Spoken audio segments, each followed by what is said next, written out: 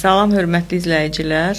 Bugün uşaq rifahı ilə bağlı növbəti meyar üzrə, yəni uşaqların fiziki sağlamlığı ilə bağlı müzakirələr aparacağıq. Ümumiyyətlə, İqtisadi Əməkdaşlıq və İnkişaf Təşkilatı Təhsil 2030-un gələcəyi adlı belə bir hesabatı var və bu hesabatda öyrənmə çərçivəsi hazırlanıbdır və bu öyrənmə çərçivəsində deməli fiziki və mental sağlamlıq ən bünövrə meyarlar kimi qoyulubdur və bu meyarlar daha çox fiziki, sosial və psixoloji sağlamlığa yönəlibdir. Çünki uşaqların ümumiyyətlə gələcəkdə deməli özünü reallaşdırması üçün təkcə akademik biliklər deyil, eyni zamanda sadaladığımız meyarlar da çox önəmlidir. Bugünkü müzakirəmiz üçün qonağımız studiyadadır. Qılınc Əhmədov, deməli Azərbaycan İdman Akademiyasının baş müəllimi, eyni zamanda fiziki tərbiyə fənni üzrə təlimçi və kurikulum və dərsliklər üzrə ekspertdir. Xoş gəlmisiniz Qılınc müəllim. Salam, mən də sizi salamlayıram. Bu işdə mən istərdim ki, ümumi olaraq bizim milli dəyərlərimizin, insanların sağlam şəkildə yaşam tərzinin, onların rifahının gözəl keçməsi məqsədi ilə ölkəmizdə aparılan həm təhsil, həm iqtisadi, həm idman islahatları çərçivəsində insanlar bunlardan faydalansınlar. Ümumdünya Təşkilatının müəyyən proqramları bizim ölkəmizdə hal-hazırda tətbiq olunmaqdadır. Əsas istiqamət insanların kütləvi şəkildə toplaşdığı ümumi təhsil məktəblərini əhatə edir. Bu istiqamətdə şagirdlərin, eyni zamanda təhsil alan şagirdlərin valideynləri ətraflı maarifləndirilməlidir. Şagirdlərlə aparılan iş zamanı, yəni fiziki tərbiyə dərslərində, dərsdən kənar məşğələlər, dərs zamanı verilən fiziki yüklər və s. ümumilikdə şagirdlərin sağlamlığının möhkəmləndirilməsi istiqamətindədir. Təşəkkür edirəm fikirlərinizə görə və deməli ümumiyyətlə fiziki tərbiyə ilə bağlı baş verən yeniliklərlə bağlı belə bir şey deməli ümumiyyətlə hesabatları oxuyarkən mənim üçün də maraqlı idi ki, ümumiyyətlə fiziki tərbiyə fənni necə olub ki, ümumiyyətlə ümumi təhsil məktəblərinin proqramlarına salınıb və maraqlı fakt bu idi ki, 1860-cı ildə İlk dəfə Lüksemburqda deməli fiziki tərbiyə fənni məhz proqrama, yəni məktəblərin proqramına salınıb. Bunun ardınca artıq Norveç və Yaponiyada deməli bu fən artıq məktəb proqramlarına, kurikulumuna əlavə edilib. Və deməli 19-cu əsrin ortaları və 20-ci əsrin əvvəllərində əslində fiziki tərbiyə fənni daha çox fiziki hərəkətlər kimi qəbul olunur. Yəni assosiasiya onunla olurdu ki, fiziki deməli tərbiyə fənnində ancaq fiziki hərəkətlər olunur və həqiqətən də o vaxt elə bir sanki avtomatik olaraq məktəbdəki uşaqlar yalnız fiziki hərəkətlər edirdilər. Və yalnız 20-ci əsrin ortalarından sonra artıq fiziki tərbiyə fənninə yalnız fiziki hərəkətlər yox, daha geniş yanaşılması başlanıldı və əbəs yerə deyil ki, 2019-cu ildə yenə İqtisadi Əməkdaşlıq və İnkişaf Təşkilatı 18 ölkənin deməli fiziki tərbiyə fən kurikulumlarını analiz edibdir, təhlil edibdir və orada da görsənən odur ki, bir sıra ölkələrdə hətta proqramların adı sadəcə fiziki tərbiyə fənni deyil. Məsələn, Avstraliya və Kanada'nın Ontario ştatında bu adlanır deməli sağlam qidalanma, sağlam həyat tərzi, stresin yönəlməsi kimi bu cür adlanır. Türkiyə və deməli Çilidə isə bura daxildir daha çox qidalanma, təhlükəsizlik məsələləri. Yəni artıq ölkələr fiziki tərbiyə fənnini sadəcə fiziki hərəkətlər kimi deyil, həmçinin daha çox təhlükəsizlik, mental sağlamlıq, psixi sağlamlıq və s. kimi məsələləri də ora yönəldiblər. Və mən istərdim sizə belə bir sual verim ki, ümumiyyətlə fiziki tərbiyə fənninin məqsədi nədir? Bunun uşaqların həyatında hansı təsirləri var? Yəni aşağı-yuxarı belə deyək, məktəbəqədər təhsil müəssisələrində uşaqlar idmanla müəyyən qədər məşğul olurlar və s. Amma məktəblərdə ümumiyyətlə istərdim, yəni ümumiyyətlə deyək də fiziki tərbiyə fənninin məqsədi və uşaqların inkişafında rolu. Mən çox sağ olun sualınıza görə. Mən bu məsələyə biraz ətraflı cavab vermək istərdim. Avropa təhsil sistemində fiziki tərbiyə fənni, fənn olaraq həftədə 3 dəfə, Yaponiya təhsil sistemində həftədə 6 dəfə, dünyanın bir çox qabaqcıl ölkələrində, xüsusən təhsildə daha irəlidə olan ölkələrdə fiziki tərbiyə fənninə birinci yer verirlər. Dərs proqramlarının hazırlanmasında fiziki tərbiyədən sonra digər fənlərə üstünlük, belə deyək, ardıcıllıq verilir. Şagirdlərin dərslərdə fiziki yüklənməsi zamanı, istər nəzəri dərslərdə təbii ki, söhbət aparılır. Bu nəzəri dərslərdə şagirdlərin zehni yüklənmələri təbii ki, normal haldır. Müəyyən bir yaş çərçivəsində artıq deməli idrak səviyyələri var və bu səbəbdən şagirdlərin fiziki hərəkətlər etməsi iş görmə qabiliyyətini, yəni beynin müəyyən məlumatları ötürmə və yaxud qəbul etmə, mənimsəmə dərəcəsi artıran faktorlardan biri fiziki hərəkətlərdir. Yəni bədəndə fiziki hərəkətlər zamanı bədəndə baş verən qan dövranının, müəyyən maddələr mübadiləsinin, bəli, eyni zamanda beynin hüceyrələrinin bərpası nəticəsində şagird növbəti fənlərdə daha fəal və məhsuldar iştirak edir. Bu səbəbdən fiziki tərbiyə dərsləri bizim ölkəmizdə də təbii ki, proqramımızda, milli kurikulumuzda öz əksini tapıb ki, səhər məktəb başlamazdan əvvəl səhər gimnastikası, böyük tənəffüslərdə fiziki tərbiyə dəqiqələri, dərsdən kənarı məşğələlər, əlavə idman tədbirləri, idman yarışları və eyni zamanda həftəlik 2 saat fiziki tərbiyə proqramı mövcuddur. Bu fən həm ibtidai təhsil səviyyəsində, həm orta təhsil səviyyəsində və həm də tam orta təhsil səviyyəsində saatlar ayrılıb. Sadəcə onların proqramlarında təbii ki, yaş səviyyələrinə görə mövzudan irəli gələn onların sağlamlığının adekvat verilmiş fiziki yüklər üzrə aparılması proqramlarda və eyni zamanda bu proqramların həyata keçirilməsi üzrə bizim fiziki tərbiyə fənni üzrə hal-hazırda istifadə olunan metodiki vəsaitlərdə şagirdlər üçün verilmiş dərsliklərdə mövcuddur. İnsanların sağlamlığı ilə bağlı və eyni zamanda şagirdlərin valideynlərə yönəlmiş müəyyən gün rejimi ilə bağlı, orqanizmin bərpası ilə bağlı, qidalanma ilə bağlı, müəyyən fiziki qüsurların yaranma səbəbləri və onların aradan qaldırılması ilə bağlı ümumi şəkildə dərsliklərdə əks olunmuşdur. Bizim belə deyək, cəmiyyətdə hal-hazırda ölkəmizdə valideynlərin qəbul etmədiyi və onların körtəbii şəkildə müəyyən etirazları sadəcə onların maarifli olmamalılar. Biz valideyn mövzusuna toxunacağıq əslində. Çox düz vurğuladınız ki, fiziki hərəkətlər, bu maddələr mübadiləsi, hüceyrələr məsələlərinə təsir edir, ümumiyyətlə idrak inkişafına təsir edir. Bəli, yəni fiziki tərbiyə məşğələsi, fənni deyək, bir çox məsələlərə təsir eləyir. Yəni bunun birincisi siz dediyiniz kimi həm maddələr mübadiləsi, həm ümumiyyətlə fiziki sağlamlıqdır. Digər məsələ sosial bərabərlikdir. Məsələn, adətən elə ailələr var ki, müəyyən imkanları azdır və onlar dərsdən sonraki idman fəaliyyətlərini uşaqlarına apara bilmirlər də. Bilirsiniz, dərsdən sonra da müəyyən valideynlər uşaqlarını müxtəlif klublara qoyurlar. Amma məktəbin daxilində bu idman dərsləri, fiziki tərbiyə dərsləri artıq digər imkansız uşaqların da bundan faydalanmasına kömək eləyir.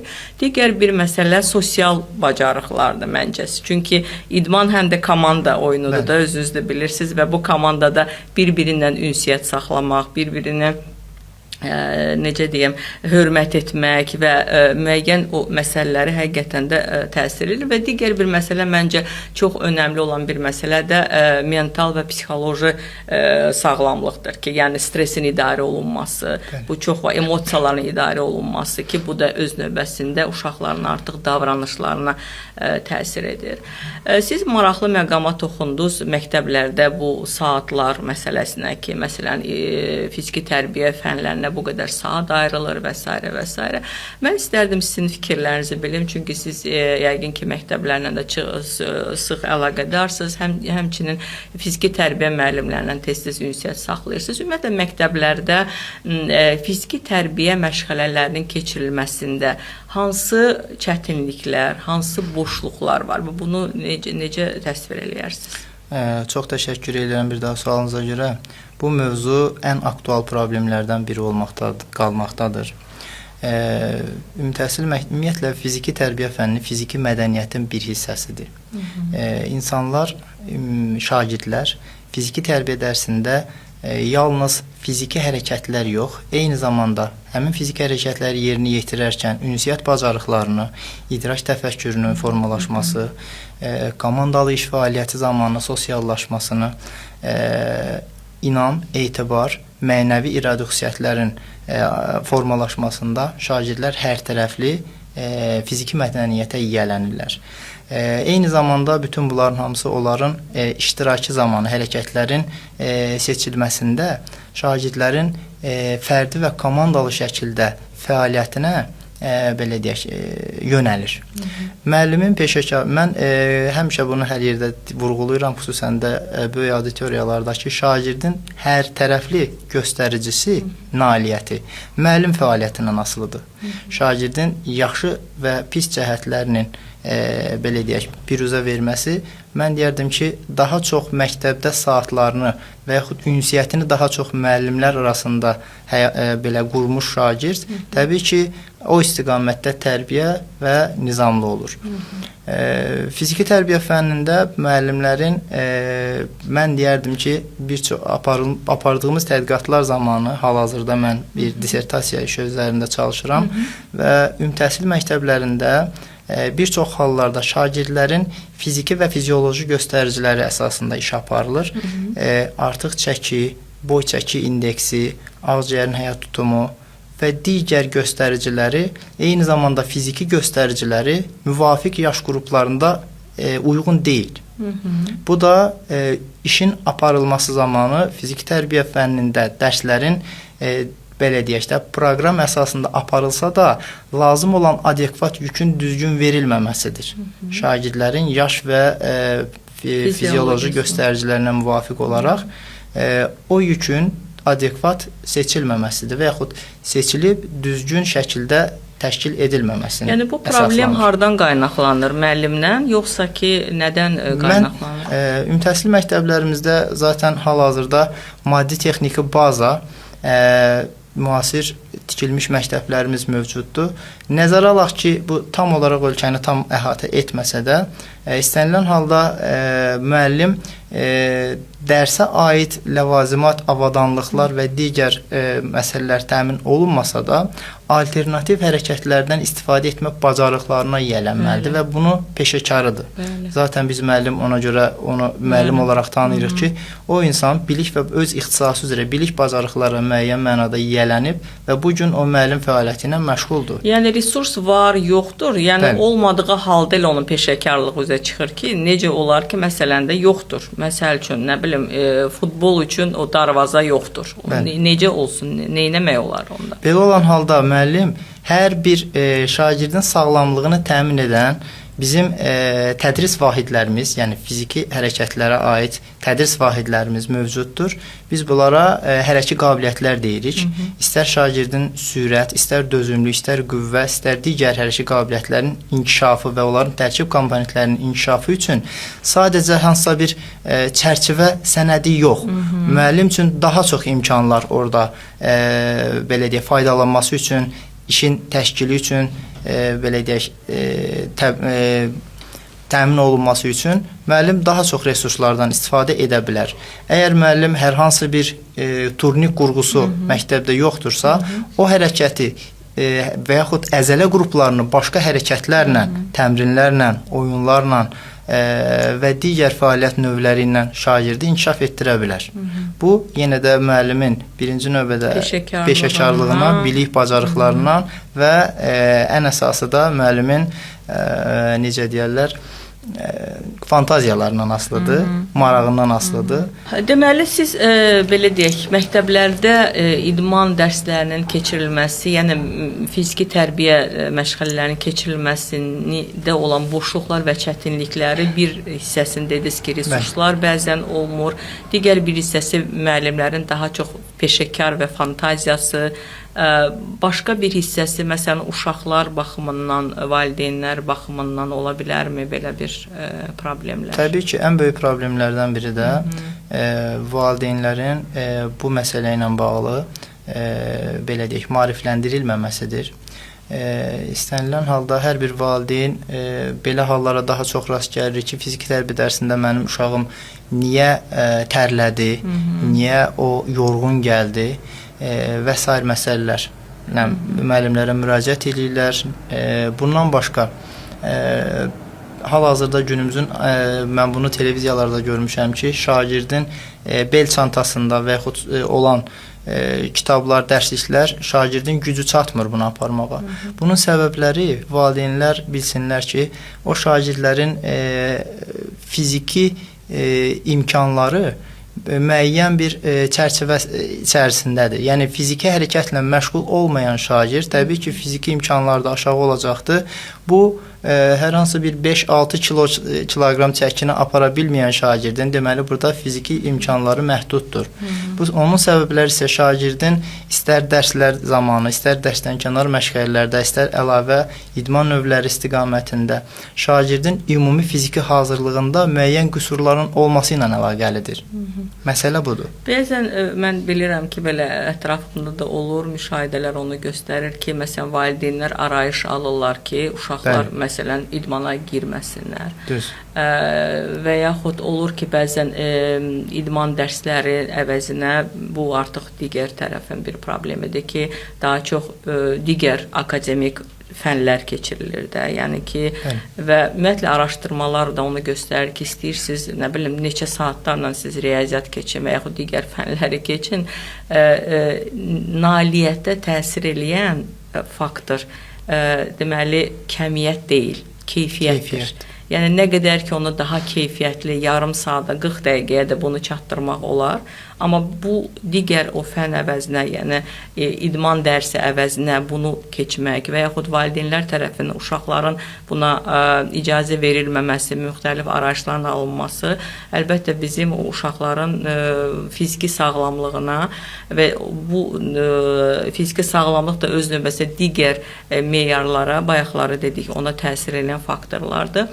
Mən bu anda belə bir məsələni demək istəyərdim ki, ümumiyyətlə son vaxtlar, ümumiyyətlə 2022-ci ildə yenə İqtisadi Əməkdaşlıq Təşkilatından misal çəkəcəm. 2022-ci ildə 57 ölkə arasında sorğu aparılıbdır və burada deməli ən çox problem deməli normal çəkidən artıq olması uşaqların, ikincisi isə fiziki aktivliyin çox aşağı olmasıdır. Yəni ən çox bu iki problemi və biz nəzərə alsaq ki, hal-hazırda bizim dövrümüz informasiya texnologiyalar dövrüdür.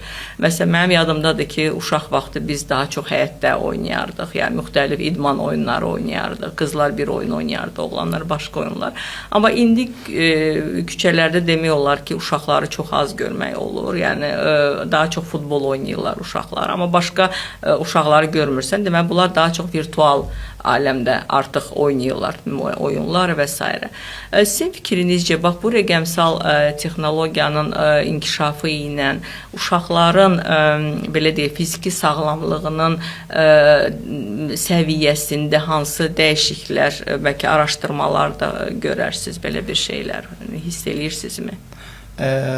Araşdırmalara görə hal-hazırda ümumtəhsil məktəbinin yaş səviyyəsində, belə deyək, 1-11-ci sinifləri əhatə edən yaş səviyyəsində uşaqların, gənclər, yeniyetmələrin və gənclər arasında hər 10 araşdırmalara əsasən bunu deyirəm, hər 10 şagirddən təqribən 60-70% müəyyən onurğa əyriliklərində mövcuddur.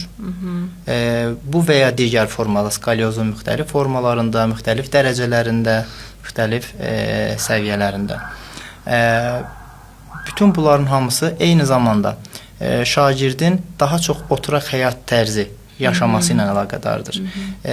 Mənim özüm də ümumtəhsil məktəblərində apardığım tədqiqatlar nəticəsində müəyyən rəqəmlər əldə etmişəm. İstərdim ki, onu mən burada səsləndirim, valideynlər də eşitsin.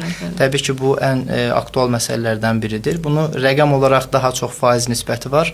Olarmı qeydiyyatından istifadə edin? İbtidai sinif səviyyəsində 1-4-cü sinif şagirdlər arasında günün 24 saatının müəyyən vaxt bölgüsü mövcuddur. Bu vaxt bölgüsünün 15 saatı şagirdin oyaq qalma müddətidir. Təqribən 8-9 saat yuxu müddəti olmalıdır bu yaş səviyyəsində. 15 saat oyaq qalma müddətinin 1 saatı təqribən gün ərzində yeməyə sərf olunur. Məktəb dərsləri 3-5 saat, ev tapşırıqları təqribən 2 saat, kompüter və yaxud televiziya arxasında, telefon arxasında oyunlardan istifadə təqribən 2 saat olur. Ümumilikdə 15 saat oyaq qalma müddətinin 7-8 saatı şagirdin oturaq və yaxud da bu formada fəaliyyəti ilə fəaliyyəti müddəti əhatə eləyir. Bu da təqribən ümumi oyaq qalma müddətinin 50-60%-ni təşkil edir. Orta və tam orta təhsil səviyyəsində orqanizmin baza inkişaf dövrü, fiziki və fizioloji cəhətdən baza inkişaf dövrü əhatə edən yaş dövründə isə yemək müddətinə 1 saat, məktəb dərslərinə təqribən 6 saat, ev tapşırıqlarının yerinə yetirilməsinə 2-3 saat və kompüter, telefondan, televiziya vasitələrinin istifadə təqribən 2 saat, 3 saat aralığında müddət eləyir. Ümumilikdə bu yaş səviyyəsində şagirdlərin 16 saat oyaq qalma müddətinin 10-14 saatı oturaq və yaxud bu fəaliyyətlə məşğul olmağa müddət keçir. Bu da 16 saat oyaq qalma müddətinin 60-70%-ni əhatə eləyir. Belə olan halda şagirdlərin təbii ki, tək onurğa əyrilikləri yox, təkcə onların zehni geriliklərinin yox və digər fəsadlarının yaranması yox, ümumilikdə sağlamlığına təsir edən müxtəlif amillər ortaya gələcək. Bu, fiziki hərəkətlərə marağı azaldacaq və şagirdlər təbii ki, bu fəaliyyətlərdə nəticələr yoxlanılarkən fiziki göstəricilər yaş normalarından qat-qat aşağı olacaq. Bunun fəsadları siz dediyiniz kimi artıq çəkilərin yaş səviyyələri üzrə normalardan aşağı olması, fiziki göstəricilərinin qat-qat aşağı olması və digər amillərlə immun sisteminin aşağı olması, müxtəlif xəstəliklərə daha tez tutulmalar, yoluxmalar kimi hallar meydana çıxacaqdır. Mən də bir ki, belə beynəlxalq belə deyə proqramlardan və qiymətləndirmələrdən də misal çəkim. Məsələn, PISA 2015-ci il proqramlarına görə, yəni orada daha çox bilirsiniz də təbiət elmləri, riyaziyyat, oxuyub anlama və təbiət elmləri ölçülür keçirilir və orada göstərilir ki, o uşaqlar ki, məktəbdəki fiziki tərbiyə məşğələlərinə aktiv iştirak edirlər, onlar məktəbdən sonra da çox fəal olurlar. Evet. Yəni bu istər fiziki baxımdan aktiv olsun, fəallıq olsun, istər müxtəlif sosial həyatda fəal olsunlar və digər bir məsələ də Ümumdünya Səhiyyə Təşkilatından demək istərdim. Siz yaxşı, maraqlı statistika vurğuladınız ki, məsələn, onların tövsiyələrinə görə ümumiyyətlə 1-4 yaşına qədər gün ərzində 180 dəqiqə uşaqlar fiziki aktiv olmalıdır. Bu təkcə fiziki idmandan söhbət getmir. Burada oynamaq ola bilər, müxtəlif fiziki fəaliyyətlər ola bilər və 5 yaşından 17 yaşına isə gün ərzində 60 dəqiqə uşaqlar həmin o fiziki hərəkətlərlə məşğul olmalıdırlar ki, dediyimiz o fəsadlar da sözsüz ki, olmasın. Digər bir məsələni də siz bayaq vurğuladınız, məktəbdə keçirilən bu yarışlar və s. Bunu istərdim sizdən bir müzakirə eləyək ki, bəs necə edək ki, idman dərsləri, fiziki tərbiyə dərsləri bu öz yerində, amma necə edək ki, həm də uşaqları belə motivasiya eləyək, daha da onların bu yarışlarda olsun, bunlarda iştirak et. Çünki bax, hal-hazırda deməli, məktəblər arası Respublika çempionatı keçirilir, bir neçə idman üzrə, atletika, basketbol və badminton üzrə və bundan müəyyən çətinliklər çəkirik biz, istər valideynlər tərəfindən, istər uşaqların öz marağı tərəfindən. Və istərdim ki, bununla bağlı deyəsiniz ki, bu cür yarışların keçirilməsi sizcə həmin o fiziki aktivliyi və yaxud fiziki tərbiyə fənlərinə marağı artıra bilərmi? Təbii ki, siz dediyiniz kimi marağı artıra bilər. Birinci məsələ elə budur. Əsas marağı artıran vasitələrdən biri məktəblərdə müxtəlif siniflər üzrə və məktəblər arası, daha sonra hər hansı bir zona, daha sonra respublikada keçirilən müxtəlif yarışlar şagirdlərdə bu fənnə, ümumiyyətlə fiziki aktivliyin artırılmasında birbaşa təsir edir. Bu yarışların sayının azalması şagirdlərdə ümumiyyətlə fiziki hərəkətliliyə marağı azaldıb. Mən deyərdim ki, son zamanlar keçirilən yarışlarda, şagirdlər arasında keçirilən spartakiyadalarda, hərbi oyunlarda, Cəsurlar və Şahinlər kimi hərbi yarışlarda, eyni zamanda şagirdlər üçün keçirilən müxtəlif bədən tərbiyə idman günləri, bundan başqa keçirilən hər hansı bir bayramla əlaqəli və xüsusi keçirilən yarışların təşkili sayca get-gedə azalmaqdadır. Bu, istər məktəb daxili yarışlar olsun, indi mən onu belə deyək, təsadüfi hallarda görə bilərəm hansı məktəblərdə, çünki biz məktəblərlə sıx əlaqəliyik, istər məktəblər arası müəyyən yarışlar. İl ərzində 3-4 yarış olarsa, onu da hansı səviyyədə yarış proqramına hətta belə qurulmasında müəyyən qüsurlar var. Bu səbəbdən də şagirdlərin artıq orada o maraqla iştirakı o qədər də onlar üçün əhəmiyyət kəsb eləmir. Eyni zamanda mən yoldaşlardan sonunuzda eşitdiyim bir belə deyək də məsələ ilə bağlı hansısa bir yarış proqramı belə deyək göndərilib məktəblərə ki, bu hər hansı bir yarış keçiriləcək belə deyək. Burada yaş səviyyələri nəzərə alınmadan proqramı, yarış proqramını tətbiq eləyiblər. Və təbii ki, burada müəllimlər çaşqınlıq içərisində qalır, şagird seçimində müəyyən problemlər yaranır, yaş səviyyələrinə görə o yarış proqramında, yarışın keçirilməsində də müəyyən qüsurlar olur. Bütün bunların hamısı istər yarışların təşkilində, istər dərsdən kənar məşğələlər zamanı bütün şagirdlərin oradakı fəaliyyəti belə deyək, ödənişsiz şəkildə belə tətbiq olunur. Şagirdlərin bura marağının artırılması belə deyək, əvvəlki dövrlərə nisbətən indi daha aşağı səviyyədədir. Əslində yarışlarla bağlı məktəblərə gedəndə müəyyən təlimatlar olur orada. Yəni orada siniflər, yaşlar olur və bunu da sözsüz ki, müxtəlif deməli ixtisaslı idman deməli təşkilatları ilə bu məsləhətləşir.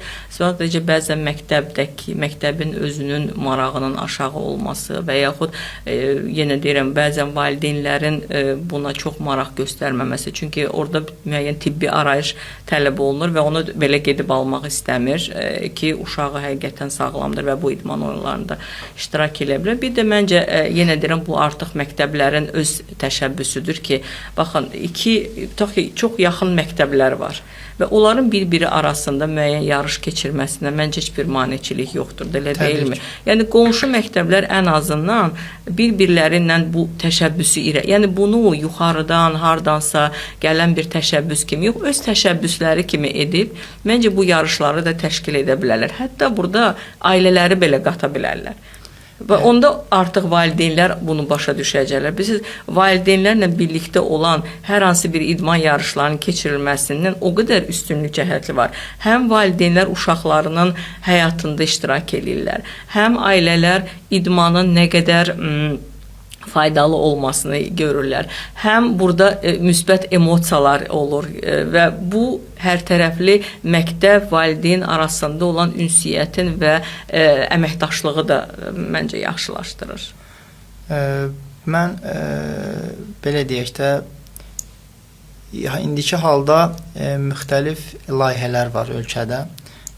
Bizim ölkəmiz təbii ki, bunu birmənalı qəbul edə bilərik ki, ölkəmiz idman ölkəsidir. Ölkəmizdə keçirilən həm ölkə daxili, həm beynəlxalq yarışlar, kütləvi sağlamlaşdırıcı idman növləri, bura bizim il ərzində keçirdiyimiz marafon yarışları və ultramarafonlar, insanların kütləvi orada iştirakı, insanlar üçün müəyyən mənada təbliğat rolunu oynayır.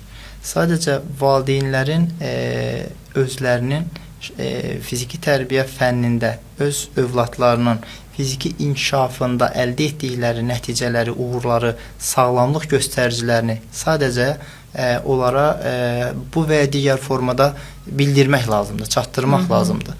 Bunun üçün təhsil məktəblərində valideynlərin digər fənlərə verildiyi üstünlüyün bir qismini fiziki tərbiyə ayırsalar, şagirdin sağlamlığını önə çəksələr, şagirdin əsas göstəricisi hansısa fənlər deyil, fiziki sağlamlığı öndə dursa və bunu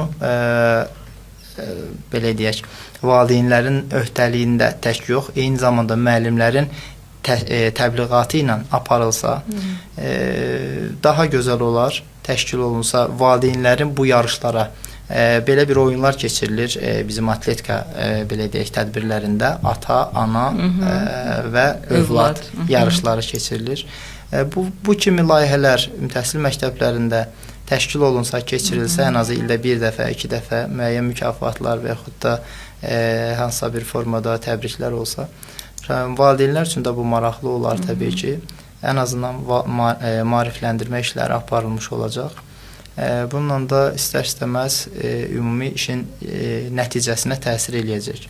Eyni zamanda fiziki tərbiyə müəllimləri, bayaq biz bundan danışdıq, sadəcə olaraq dırnaqarası yanaşırlar fəndə dərslərin keçirilməsi ilə bağlı. Düzdür, mövcud problemlər var. Eyni saatda bir neçə sinif zala daxil olur. İlin müəyyən belə deyək də müddətlərində iqlim şəraitinə uyğun olaraq dərslər mütləq zalda təşkil olunmalıdır. Bunlar mövcud problem olaraq qalmaqdadır. Amma istənilən halda bunun çıxış yolları hardasa müəllim öz bilik və bacarığından istifadə edərək belə deyək, dərsləri ən azından sıfır vəziyyətində yox, müəyyən bir fəaliyyət quraraq, oyun yarış təşkil edərək minimal səviyyədə saxlamaq bacarıqlarına yiyələnməlidir. Bunun üçün müəllimlərin həvəsi olmalıdır, marağı olmalıdır və işlərinə qarşı biraz ciddiyyət olmalıdır. Qılınc müəllim, təşəkkür edirəm fikirlərinizə görə. Biz bu günləri fiziki tərbiyə dərslərinin uşaqların təkcə fiziki sağlamlığına deyil, həmçinin sosial bərabərlik, psixi sağlamlıq, sosial bacarıqların inkişafı haqqında danışdıq. Eyni zamanda fiziki tərbiyə müəllimlərinin uşaqlar arasında həm fiziki aktivliyi, həm idmana olan marağını artırmaq üçün onların daha fəal, daha yaradıcı yanaşmasından, eyni zamanda valideynləri isə akademik bilikləri daha da yaxşılaşdırmaq üçün uşaqların fiziki aktivliyinə və idman üçün şərait yaratmasını müzakirə etdik. Növbəti görüşlərə dək təşəkkür edirəm.